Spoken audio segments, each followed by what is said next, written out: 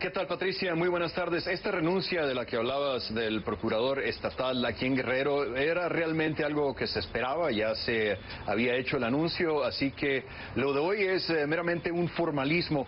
Y no solamente esto, Patricia, sino también hay que tomar en cuenta que por lo menos media docena de altos funcionarios del gobierno de Guerrero ya han renunciado a sus puestos. Como tú sabes, la más destacada de estas renuncias es la del gobernador mismo, así que es una situación de una transformación del gobierno, todo originado precisamente en este caso de la desaparición de los 43.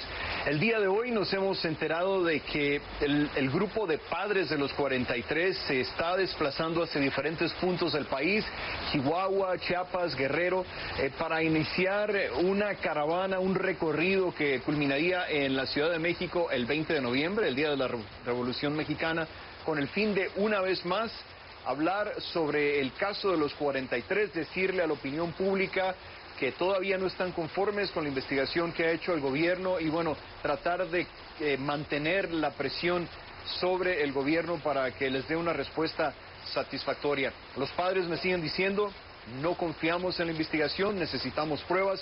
El gobierno de México ha dicho, bueno, estamos haciendo todo lo posible para tratar de acceder o para tratar de darle a los padres esa respuesta que necesitan, pero dice, y eso nos lo confirmó el embajador de México en Estados Unidos, Eduardo Medina Mora, esta mañana, dice, lo más probable es que los 43 hayan perdido la vida, Patricia.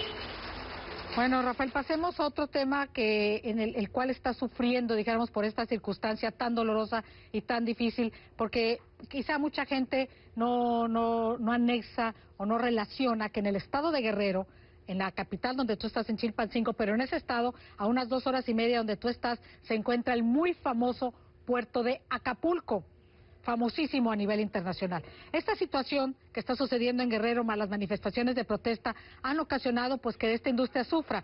Incluso los hoteleros de Acapulco han mencionado que habría una gran cantidad de reservas canceladas, cerca de 15,000. ¿Qué están haciendo las autoridades para que este puerto no sufra? Porque vive particularmente del turismo tanto nacional como internacional, Rafael. Sí, ese problema se recrudeció después de la protesta que vimos el lunes en el aeropuerto de Acapulco, que fue tomado por un grupo numeroso de manifestantes y donde se presentaron actos de violencia y enfrentamientos entre policía antimotines y estos manifestantes. El hecho de que la policía se viera rebasada y de que los manifestantes pudieran tomar el control de parte de las instalaciones del aeropuerto ha creado gran preocupación, Patricia. Ese día hubo cancelaciones de vuelo y, bueno, eso ha preocupado muchísimo a los turistas que tenían planes para venir a Acapulco y muchos de ellos, no hay un número preciso todavía, han cancelado esos itinerarios. Acapulco se estaba empezando a recuperar después de haber sido un lugar donde subió en una forma dramática la tasa de homicidios por ahí de los años 2009 y 2010. Se estaba recuperando de ese problema y ahora las manifestaciones, las marchas y los actos de violencia de los que te hablaba, pues una vez más han puesto el nombre de Acapulco en un lugar muy malo y muchos turistas están pensándola 2 veces antes de venir a este destino turístico, Patricia.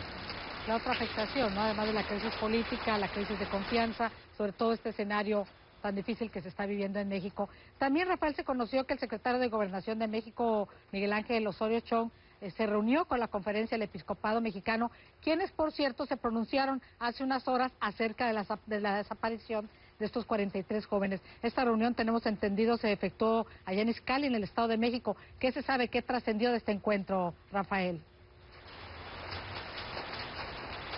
La idea de este tipo de reuniones, Patricia, es darle a conocer a la opinión pública que el gobierno de México está rindiendo cuentas. Ya lo hemos visto varias veces cuando el presidente de México, Enrique Peña Nieto, se reunió 5 horas con los padres de los estudiantes desaparecidos.